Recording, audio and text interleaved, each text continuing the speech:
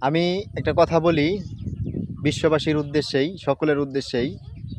কথা হলো যে বর্তমান যে যুদ্ধ নিয়ে উদীয়মান হচ্ছে, যুদ্ধের পরিস্থিতি চলতেছে, যুদ্ধ নিয়ে আমি বিভিন্ন ভিডিও দিয়েছি। তারপরেও আজকে স্পেশালিস্ট বলতে চাই যে আসলে ইসলামকে হারিয়ে দেওয়া, ইসলাম কখনোই হেরে যাবে না, এটা কোনো দিনই সম্ভব না।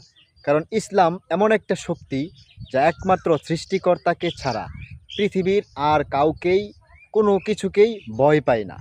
ইসলাম চিরসত্য, এটা শক্তিশালী, এটা মানতেই হবে। কারণ হলো যে পৃথিবীর যুদ্ধের ইতিহাসে আজ পর্যন্ত যা কিছু দেখেছি বা যা কিছু শুনেছি, গল্প হোক, বই পুস্তক হোক, যেভাবেই হোক, সর্বোচ্চ শক্তি এবং সর্বোচ্চ চিন্তাভাবনা ইসলামের উপরেই স্তম্ভিত হয়েছে এবং তারই প্রমাণিত হয়েছে।